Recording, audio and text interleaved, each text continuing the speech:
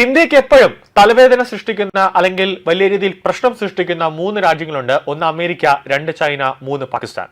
ഇപ്പോൾ ലോകം മുഴുവൻ ഡൊണാൾഡ് ട്രംപിന്റെ താരിഫ് യുദ്ധവുമായി വലിയ രീതിയിൽ തലവേദന എടുത്ത് നിൽക്കുമ്പോൾ മറ്റൊരു വിഷയവും കൂടി ഇപ്പോൾ വാർത്തകളിൽ വലിയ രീതിയിലുള്ള ഒരു ചർച്ചാ വിഷയമായി മാറുകയാണ്. പല രാജ്യങ്ങളെ ഭീഷണിപ്പെടുത്തിക്കൊണ്ട് അവർക്കൊക്കെ ഒരു തലവേദന ഉണ്ടാക്കുന്ന ഒരു സംഭവമാണ് ഇപ്പോൾ വരുന്നത്. അതായത് ചൈനയ്ക്ക് ആധിപത്യമുള്ള നിർണായക ധാതുക്കളാണ് ഈ പ്രധാനപ്പെട്ട ഒരു വിഷയം.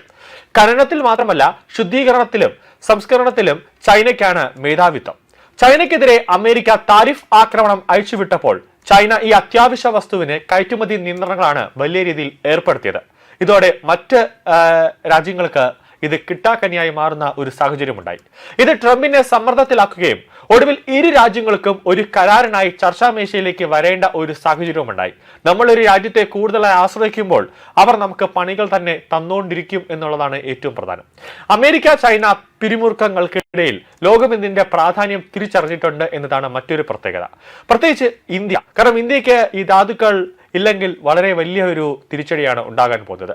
ഈ നിർണായക ധാതുക്കൾക്കായി ചൈനയെ ആശ്രയിക്കുന്നത് കുറയ്ക്കാനുള്ള ഒരു നീക്കമാണ് ഇന്ത്യയുടെ ഭാഗത്ത് നിന്നും ഉണ്ടാകുന്നത്. അതിനുവേണ്ടിയാണ് ഇന്ത്യ ഇപ്പോൾ ഒരു പ്ലാൻ ബി എന്ന ഒരു നീക്കത്തിലേക്ക് പോകുന്നത്. അതിലേക്ക് ക്രമമായി മുന്നോട്ട് പോവുകയും ഇന്ത്യ ഇപ്പോൾ ചെയ്യുന്നുണ്ട്. അതാണ് ഇപ്പോൾ നരേന്ദ്രമോദി ഇപ്പോൾ അടുത്തിടെ ഇന്തോനേഷ്യയിൽ സന്ദർശനം നടത്തിയിരുന്നു. ഈ ഇന്തോനേഷ്യയുമായുള്ള സന്ദർശനത്തിൽ സമീപകാല കരാറുകളൊക്കെ വലിയ രീതിയിൽ ശ്രദ്ധ പ്രതിഫലിക്കുന്നുണ്ട്. ഇതിപ്പോൾ ചൈനയ്ക്ക് മനസ്സിലായിട്ടുണ്ട്. അതായത് ഇന്ത്യ എക്കാലവും ചൈനയെ താങ്ങിക്കൊണ്ട് അല്ലെങ്കിൽ ചൈനയെ പിന്തുണച്ചുകൊണ്ട് നിൽക്കില്ല. ഇന്ത്യക്ക് ആവശ്യമുള്ള സാധനങ്ങൾ ഇന്ത്യ മറ്റ് രാജ്യങ്ങളിൽ നിന്നും ഇന്ത്യ ഇറക്കുമതി ചെയ്യുമെന്ന് ചൈനയ്ക്ക് ഇപ്പോൾ മനസ്സിലായിട്ടുണ്ട്. അതായത് എന്തുകൊണ്ടാണ് ചൈനയ്ക്ക് ഒരു മേധാവിത്വം ഉണ്ടാകുന്നതെന്ന് ചോദിച്ചാൽ, ചൈന നിർണായക ധാതുക്കൾ ആധിപത്യം പുലർത്തുന്നത് ഒരു വലിയൊരു നീക്കം അവർ നടത്തുന്നുണ്ട്. എന്തുകൊണ്ട് എന്ന് ചോദിച്ചാൽ, ആഗോള നിർണായക ധാതു ഉൽപാദനത്തിന്റെ ഏകദേശം 70% ചൈനയിലാണ്. അതോടൊപ്പം സംസ്കരണത്തിന്റെ 90% ഇവിടെ തന്നെയാണ് ഉള്ളത്. ചൈന മാത്രമാണ് ഈ ധാതുക്കൾ വേർതിരിച്ചെടുത്ത് ലോകത്തിന് നൽകുന്നത്.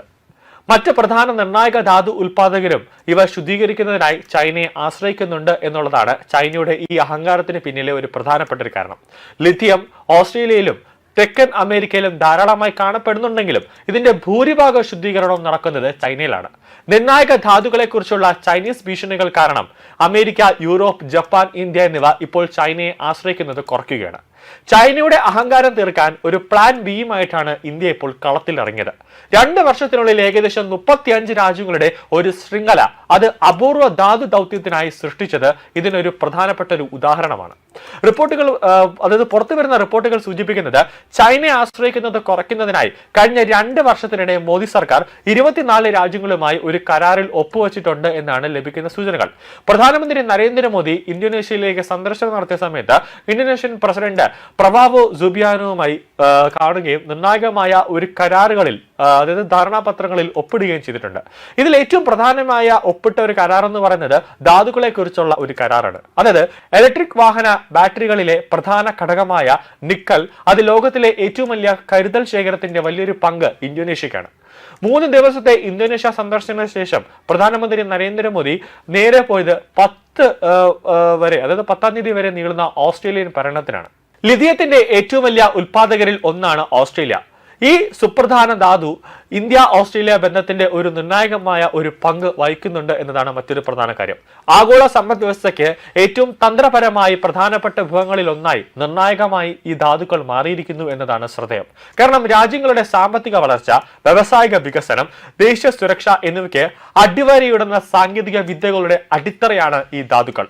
ഇലക്ട്രിക് വാഹന ബാറ്ററികൾ, സെമി കണ്ടക്ടറുകൾ, സോളാർ പാനലുകൾ, അതോടൊപ്പം തന്നെ ടർബനുകൾ, ഇലക്ട്രിക് ഗ്രിഡുകൾ, കൂടാതെ എയ്റോസ്പേസ് ഉപകരണങ്ങൾ, കൂടാതെ ഇലക്ട്രോണിക് ടെലികമ്മ്യൂണിക്കേഷൻ എന്നിവയിലും മറ്റും ഈ നിർണായകമായ ധാതുക്കൾ നമുക്ക് ഒഴിച്ചുകൂടാൻ ആവാത്തൊരു സാഹചര്യമാണ്. ചൈനയുമായി ആശ്രയിക്കാൻ തുടങ്ങിയപ്പോൾ മുതലാണ് ചൈനയ്ക്ക് വലിയ രീതിയിലുള്ള ഒരു അല്ലെങ്കിൽ ഇന്ത്യയുടെ മേൽ വലിയ ഒരു ഇന്ത്യയെ താഴ്ന്ന രീതിയിലേക്ക് കാണാനുള്ള ഒരു കാഴ്ചയൊക്കെ ചൈന കണ്ടു തുടങ്ങിയത്. അതുകൊണ്ടാണ് മോദി ഒരു പ്ലാൻ ബി തന്നെ ഇറക്കിയത്. ചൈനയെ ഇപ്പോൾ ആശ്രയിക്കേണ്ട കാര്യമില്ല, നമുക്ക് പൂർണ്ണമായിട്ട് ചൈനയെ വേണ്ട, അങ്ങനെ ആശ്രയിക്കുമ്പോഴാണ് ചൈനയ്ക്ക് ഒരു അഹങ്കാരം കൊടുത്തത്. ലോകത്തിലെ മറ്റ് രാജ്യങ്ങളുണ്ടല്ലോ, അവരുമായിട്ട് നമുക്കൊരു കരാറൊക്കെ ഉണ്ടാക്കി അവരിൽ നിന്നുള്ള കിട്ടുന്ന ഈ ധാതുക്കൾ നമുക്ക് കൂടുതലായിട്ട് സംഭരിക്കാം എന്നൊരു രീതിയിലേക്ക് പ്ലാൻ ബിയുമായി ഇന്ത്യ പോയപ്പോൾ സ്വാഭാവികമായി ചൈനയുടെ അഹങ്കാരം ഇപ്പോൾ കുറഞ്ഞു വരുന്നുണ്ട് എന്നാണ് ലഭിക്കുന്ന സൂചനകൾ.